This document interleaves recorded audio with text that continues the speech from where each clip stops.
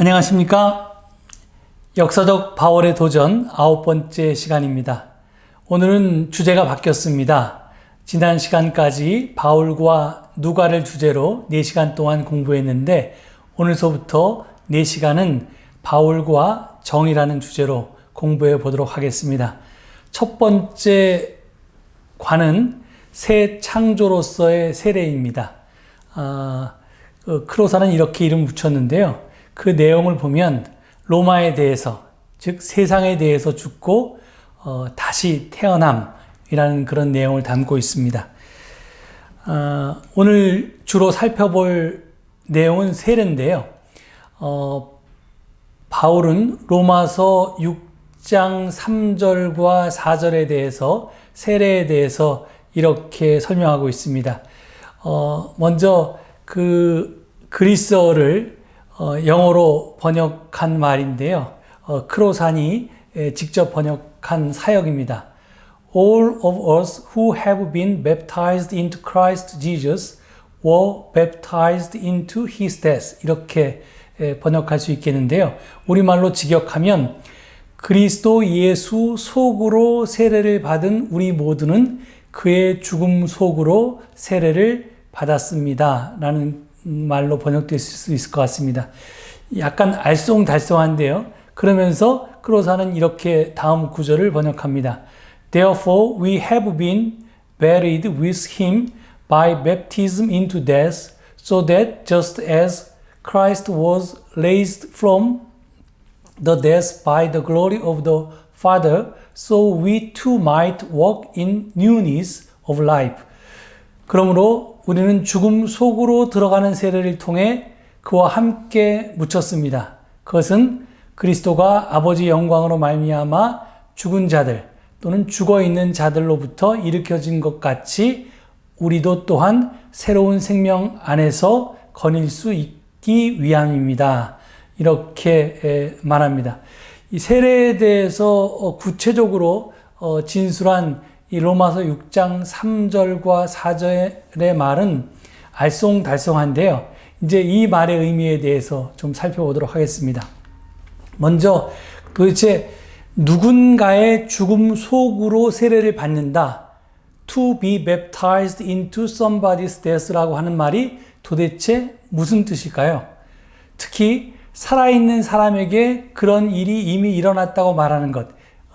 여기 보면 영어로 보면 we have been buried with him by baptism into death. 그러니까 그 세례에 의해서 죽음 안으로 그와 함께 소위 묻혔다. 우리는 묻혔다라고 이렇게 되니까 내가 지금 세례를 받으면 예수 그리스도와 함께 지금 무덤에 묻혔다라고 이렇게 과거형으로 표현되어 있는데요.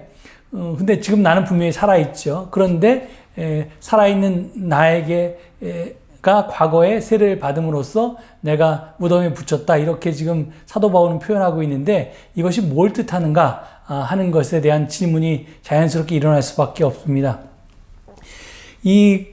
바울의 이 말의 뜻을 이해하기 위해서 그 의미를 파악하기 위해서 크로사는 우리를 세례 실학으로부터 세례 건축물 아키텍처로 이렇게 데리고 갑니다. 여러분 잘 아시는 것처럼 사도 바울의 시대에는 기독교와 유대교가 분리되어 있지도 않았고요. 그리고 기독교를 위한 예배당이라고 하는 것은 그러니까 존재하지도 않았습니다.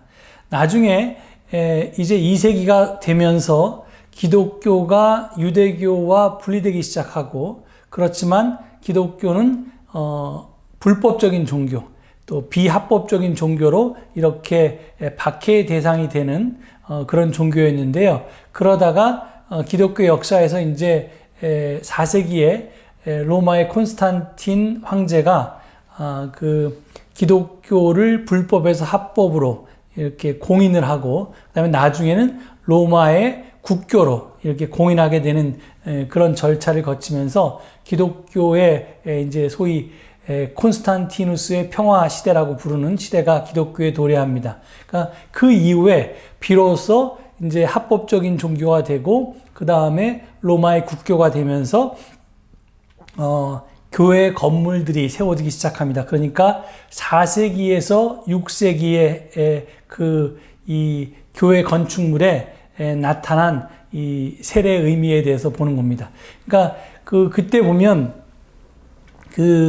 이 모든 교회당 건물이 지어질 때 소위 세례반이라고 하는, 소위 세례를 주는 그런 세례탕이라고 할까요? 세례반이라고 할까요?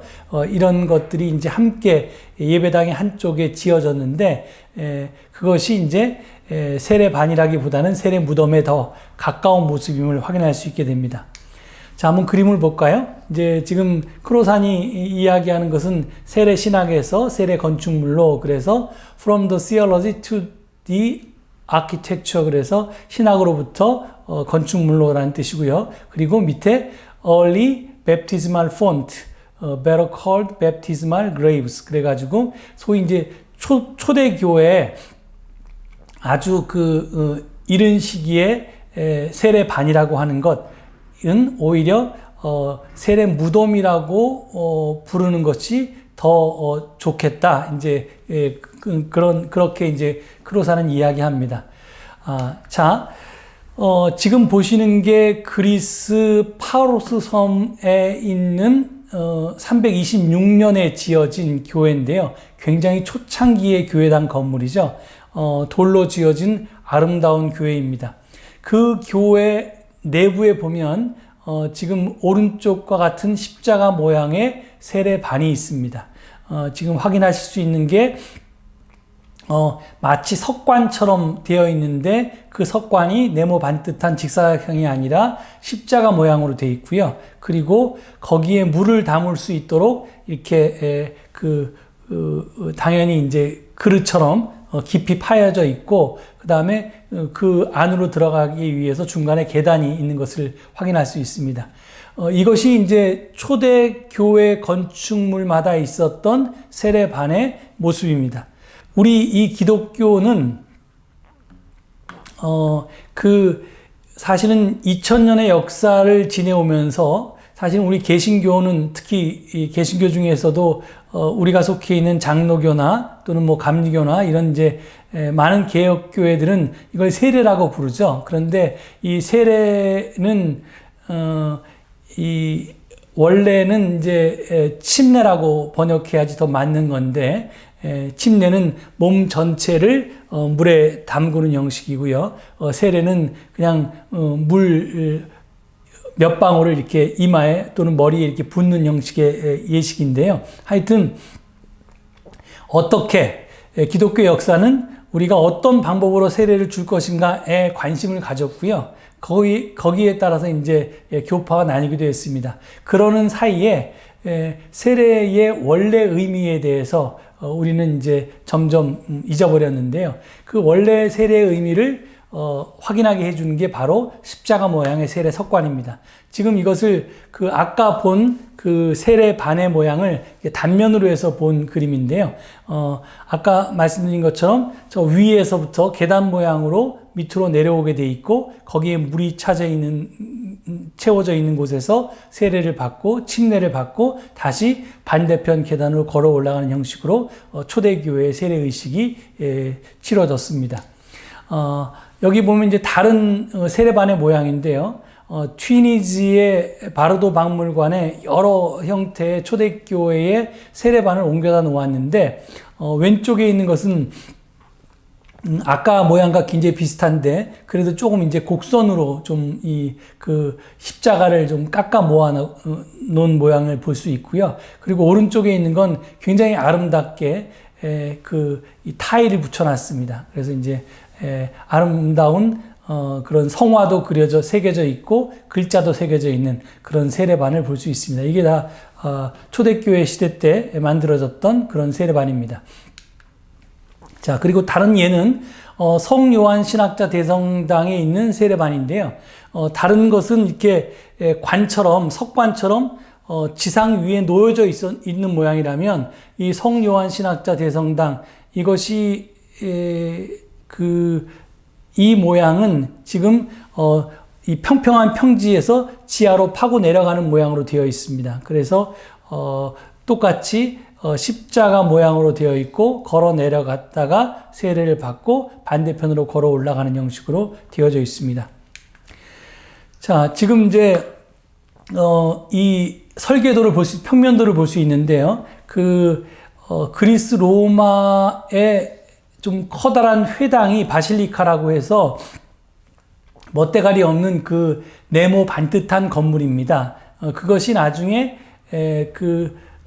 로마 시대에 오면 그리스 시대보다 조금 발전한 모양이 돼서 앞에 이게 돔이 놓여 있게 되고 뭐 그런 식의 좀 변형이 이루어지는데요. 이것이 이제 로마 시대 때 기독교가 합법화되고 국교가 되면서 이 바실리카 양식의 건축물들이 이 나중에 교회당 건물로 바뀌게 되는데, 그러면 이제 네모 반듯하던 건물을 양쪽에 조금 더 튀어나와서 이렇게 전체적으로 보면 십자가 모양이 됩니다. 이렇게 해서 이제 건물들이 지어지는데, 그 건물 한쪽에 지금 빨간 원으로 되어 있는 것이 이제 세례반이 위치하고 있는 곳이었습니다. 그래서 지금 이 설계도를 보면, 이 평면도를 보면 사도 바울이 이야기했던 그 신학을 어떻게 건축화시켰는가, 건축물화시켰는가 하는 것을 확인할 수 있다고 그렇게 크로사는 이야기합니다. 자, 일단 세례 건축물의 의미를 보면요, 왜 세례반이 십자가 모양으로 만들어졌을까에 대한 이제 질문을 하게 됩니다. 그래서 여러분 잘 아시는 것처럼 예수 그리스도께서 십자가에 못 박혀 돌아가셨는데 그건 죽음을 의미하지요. 그리고 아까도 말씀드렸던 것처럼 세례를 받기 위해서 우리가 그 계단을 통해서 물이 고여져 있는 밑까지 내려옵니다. 그래서 이제 이것이 무덤을 상징하는 건데요. 그래서 소위 이 매장이 되는 그런 과정을 거치는 거고요. 거기서 세례 또는 침례를 받은 다음에 반대편으로 걸어 올라오면서 이제 새로운 생명으로 재창조되어서 새 생명으로 거듭난 새 사람으로서 이제 그 반대로 올라오는 그런 형태를 취하게 됩니다. 그래서 이제 십자가 모양을 가지고 있고 꼭 밑으로 내려가서 매장되는 죽음의 과정을 반드시 거쳤고요. 그리고 이제 다시 살아나는 그런 그 중생의 의미를 표현하기 위해서 그렇게 건축물이 지어진 겁니다. 예수의 십자가와 부활의 의미를 크로사는 이렇게 설명하고 있는데요. 예수님은 로마의 법과 질서로 변장을 한 로마의 폭력과 불의를 거부하고 반대했다는 이유로 로마 제국에 의해서 처형을 당했습니다. 그러니까 예수님의 하나님 나라 운동에 대해서 로마 제국은 그것을 거부한 거고요. 하나님 나라의 질서라고 그럴까요? 하나님 나라의 가치라고 그럴까요? 이것을 이제 반대한 겁니다. 그런데 지금 크리스천의 세례는 로마 제국의 가치를 거부한 그리스도 안으로 들어가는 것을 뜻했고요. 그리스도가 로마의 가치에 의해서 죽었던 것처럼 로마의 가치에 대해서 세례받는 자도 죽는 것을 뜻했습니다. 그래서 예수가 로마에 의해서 그리고 로마에 대해서 죽었듯이 또 그리고 하나님에 의해서 하나님에 대해서 부활해서 하나님과 함께 지금 살아계시듯이 세례를 받는 우리도 세례를 통해서 그리스도와 연합하고 또 그 십자가의 죽음과도 연합하고 그다음에 부활과도 연합하는 그런 의미를 갖게 됩니다. 그래서 세례 과정의 의미는, 세례 의식은 세례반 속으로 들어가서 몸을 씻는 것이라기보다는 오히려 무덤에 묻히는 것이었습니다. 그러니까 우리는 세례를 지금 죄로 더럽혀진 우리를 깨끗하게 씻는 의식으로서, 그러니까 목욕과 같은 의미로서 이게 세례를 이해하고 있는데요. 원래 세례는 그런 의미가 아니었다는 겁니다. 십자가에 달려서 그리스도가 돌아가셨듯이 우리도 세례반 안에 들어가서 이제 무덤에 묻혔다, 죽었다, 이런 것을 뜻하는 겁니다. 그래서 세례를 통해서 크리스천들도 예수 그리스도처럼 십자가에 달려 죽는 거고요. 그것은 로마에 대해서 죽고 예수를 위해서 예수 안에서 부활한 삶을 살게 되는 그런 과정을 나타냈습니다. 즉 크리스천은 로마인으로서 세례반 계단을 내려갔지만 거기서 로마의 가치에 대해서 죽고 하나님 나라의 가치로 사는 새로운 피조물로 거듭나게 되어서 반대편 계단으로 올라갔던 것입니다. 그래서 이제 당연히 이제 그렇다면 구체적으로 우리가 어떤 가치에 대해서 죽었는가 하는 것을 묻게 되는데요. 그건 조금 이따 살펴보기로 하고 먼저 이 그림을 보겠습니다. 그래서 이제 아까 그 세례반의 단면도를 본 건데요. 계단을 내려오면서 dying to Rome, 로마에 대해서 죽고요. 그 다음에 세례를 받고 반대편 계단으로 올라가면서 living for Christ, 그리스도를 위해서 살게 되는 겁니다. 이게 이제 로마에 대해서 죽고 그리스도를 위해서 살게 되는 이 삶의 극적인 전향이라고 그럴까요? 이 과정이 바로 세례의 과정이었던 것입니다. 그래서 아까 세례에 의해서 로마의 가치에 대해서 죽었다고 했는데 이 영어로 하면 by baptism you have died to the values of Roman civilization. 그러니까 세례에 의해서 당신은 로마 문명의 가치들에 대해서 이미 죽었다라고 과거형을 씁니다. 이제 현재 분사를 쓰니까 이렇게 과거에 죽었다는 겁니다. 그 세례를 받는 순간 우리가 로마의 가치에 대해서 죽었는데 어떤 가치에 대해서 죽었나, 도대체 무엇에 대해서 죽었나 하는 것이 이제 궁금해지는데요. 그럼 도대체 우리가 죽은 특별한 가치가 무엇인가 하는 것을 궁금할 수밖에 없습니다. 지금 갈라디아서에 유명한 말이 나오는데요. 사도 바울이 There is no longer Jew or Greek, there is no longer slave or free, there is no longer male or female, male and female 이렇게 씁니다. 그러니까 더 이상 유대인과 그리스인, 종과 자유인, 남자와 여자가 없다 이렇게 표현합니다. 우리가 이 문장만 그냥 딱 따서 읽으면 이게 도대체 무슨 말인가? 라고 이렇게 질문할 수밖에 없는데요. 이 문장은 그냥 이 문장만 나와 있는 게 아니라 그 앞뒤에 설명문이 있습니다. 갈라디아서 3장 27절, 28절의 말씀인데요. As many of you as were baptized into Christ have clothed yourselves with Christ라는 말이 들어가 있습니다. 그러니까 이 예수 그리스도 안으로 세례 받은 당신들은 예수 그리스도로 옷을 입었다. 예수 그리스도와 함께 옷을 입었다. 그렇기 때문에 더 이상 유대인과 그리스인, 종과 자유인, 남자와 여자가 없다. 그리고 그 다음 이제 말이 덧붙여지는데 All of you are one in Christ Jesus. 예수 그리스도 안에서 여러분 모두는 하나이다. 이렇게 얘기합니다. 그러니까 구별이 없다는 걸 얘기합니다. 그래서 요거 비슷한 구절이 고린도전서 12장 13절에 되어 있는데요. In one spirit we are all baptized into one body, Jew or Greek, slave or free, all drank of the one spirit 이렇게 되어 있습니다. 이 두 말을 한국말로 번역한 그 세번역 성경의 번역을 보면 세례를 받아서 그리스도 안으로 들어간 여러분은 모두 그리스도로 옷 입었습니다. 유다인이나 그리스인이나 종이나 자유인이나 남자나 여자나 아무런 차별이 없습니다.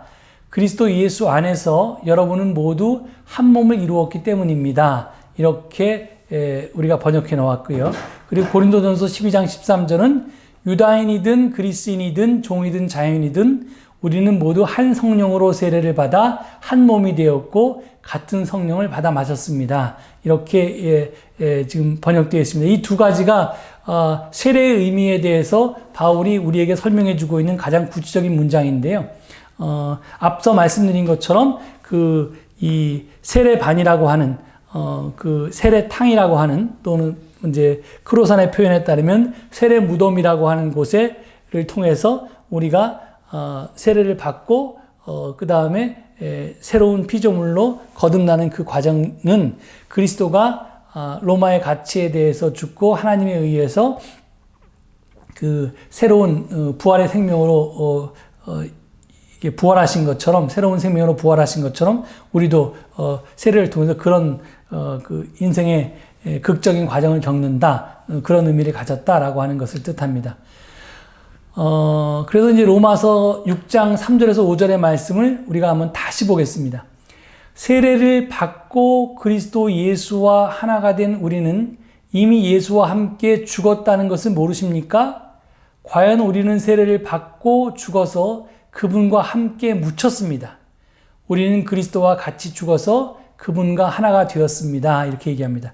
이 말을 이제 아까 제가 설명했던 세례 무덤이라고 하는 건축물과 연결시켜 보면 무슨 뜻인지 분명하게 드러납니다. 그래서 지금 바울이 살아있는 크리스천들에게 계속해서 과거 시제로 말하는 것은 받았다, 죽었다, 묻혔다라고 이렇게 하나가 되었다 이렇게 말하는 것은 그것은 그리스도가 로마에 의해서 처형당하고 죽은 것처럼 크리스천들도 세례를 받아서 로마에 대해서 죽었으며 이제는 하나님을 위해서 또는 예수 그리스도를 위해 살고 있다는 것을 뜻하는 다고 할 수 있겠습니다. 자, 그래서 세례의 의미에 대해서 다시 한번 확인해 보면요. 크리스천이 로마에 대해서 죽었다는 것은 그들이 로마가 표방하는 핵심적인 가치들에 대해서, 즉 가부장제, 노예제, 위계질서, 그리고 그것에 바탕하고 있는 승리, 특별히 다른 세 가지 가치가 의존해 있는 폭력적인 승리에 대해서 죽었다는 말입니다.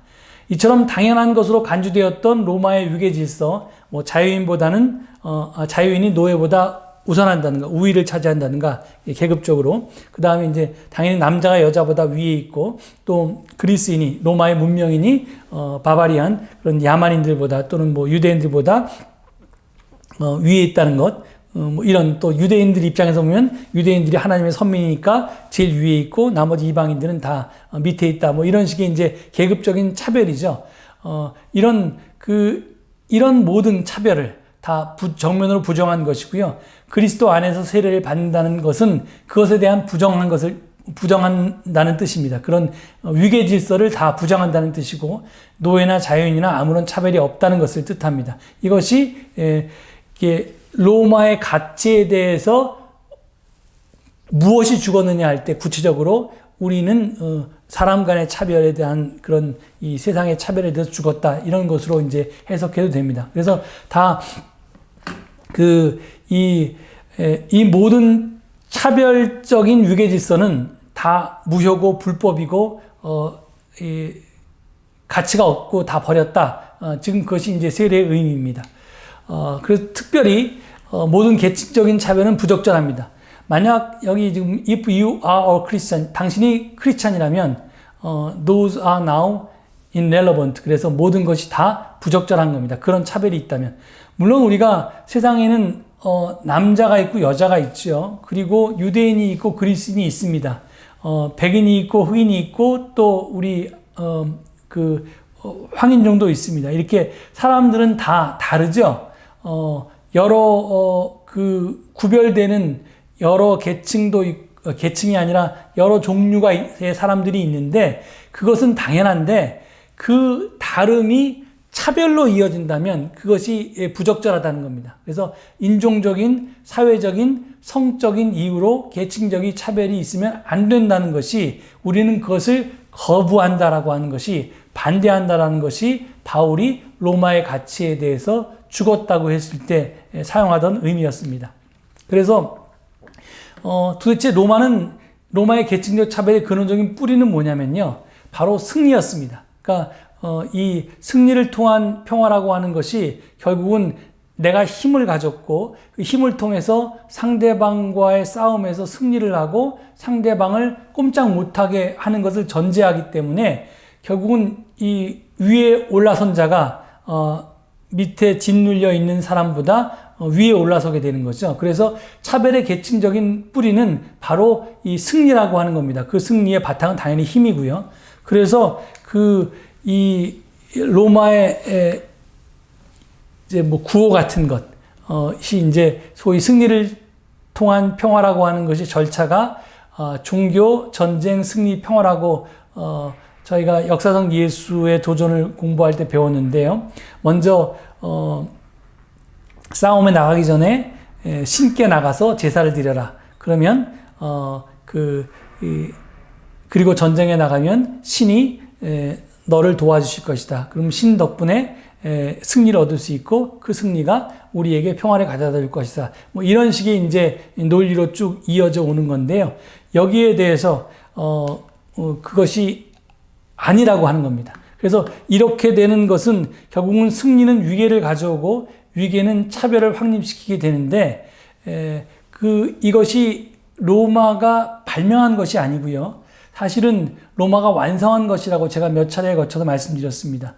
인류가 신석기 혁명 이후에 소위 문명이라고 하는 것이 발달하게 되면서 사람들 사이에 차이가 차별로 이어지게 됩니다. 즉, 힘 있는 자가 힘 없는 자를 지배하고 힘 없는 자들의 것을 자기 마음대로 빼앗고 갖고 그걸 가지고 이제 그 계급과 계층의 차이도 나타나고 이런 모든 것들이 이제 다 힘 때문에 생겼는데요. 그러니까 이 힘이 위계를 가져오고 위계는 이제 차별을 확립시켰습니다. 이게 이제 인류의 역사 속에서 드러냈던 건데, 이것을 가장 정확하게 이 공식화 시켰다고 그럴까요? 이제 확립한 것이 바로 로마 제국이었습니다. 로마 제국은 그것을 공공연하게 이제 주장하고 그렇게 했는데요. 여기에 대해서 사람들이 이제 로마의 제국의 황제들은 이것 말고 소위 이제 승리를 통한 평화라고 하는 이 길 말고 다른 길이 있느냐? 다르게 우리가 평화를 가져올 길이 있느냐라고 이제 사람들한테 질문을 던지게 된 거죠. 여기에 대해서 바울이 다른 길이 있다라고 얘기한 겁니다.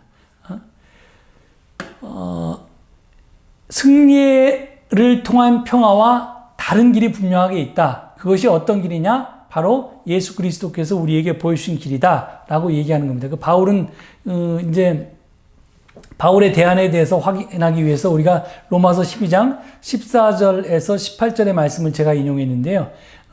여기 읽어보겠습니다. 여러분을 박해하는 사람들을 축복하십시오. 축복을 하고 저주를 하지 마십시오. 기뻐하는 사람들과 함께 기뻐하고 우는 사람들과 함께 우십시오. 서로 한 마음이 되고 교만한 마음을 품지 말고 비천한 사람들과 함께 사귀고 스스로 지혜가 있는 채 하지 마십시오. 아무에게도 악을 악으로 갚지 말고 모든 사람이 선하다고 생각하는 일을 하려고 애쓰십시오. 여러분 쪽에서 할 수 있는 대로 모든 사람과 더불어 화평하게 평화롭게 지내십시오.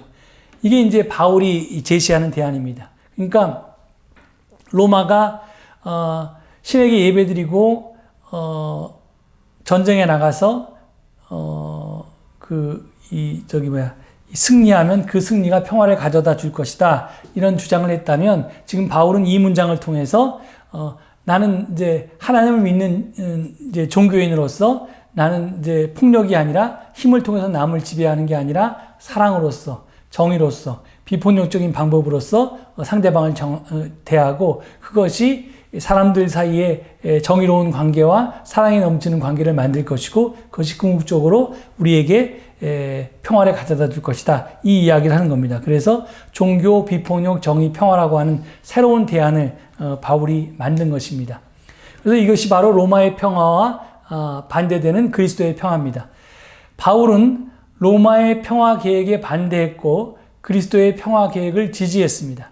이것은 인류 문명이 정상이라고 주장했던 것에 대한 거부를 뜻했습니다. 왜냐하면 사람들은 힘이 최고야, 힘이 있어야지만 네가 무시당하지 않고 상대방을 지배할 수 있고 네가 편하고 떳떳하게 살 수 있어. 이것이 이제 인류가 상식적으로 알아왔던 것이었으니까요. 그런데 여기에 대해서 그리스도의 평화는 패권주의, 승자 독식, 약육강식 등의 세상 질서나 가치를 거부합니다. 힘을 추구하지 않습니다. 세상의 풍조, 세상의 지혜를 따르지 않고 어리석은 듯 보이는 하나님의 지혜, 무력한 듯 보이는 하나님의 능력을 따릅니다. 바울은 십자가에 달린 그리스도에게서 이런 새로운 길을 보았고, 이 길이 궁극적으로 참 평화와 인류 구원을 가져다 준다고 확신했습니다. 그렇기 때문에 바울은 바리새파 유대교에서 크리스찬 유대교로 소위 전향을 한 것이고요. 크리스찬 유대교도로서 이 그리스도의 평화 사상을 세상에 전파해서 하나님의 뜻이 하늘에서뿐만 아니라 이 땅에서도 이루어지게 하기 위해서 자기의 온 삶을 헌신했던 것입니다.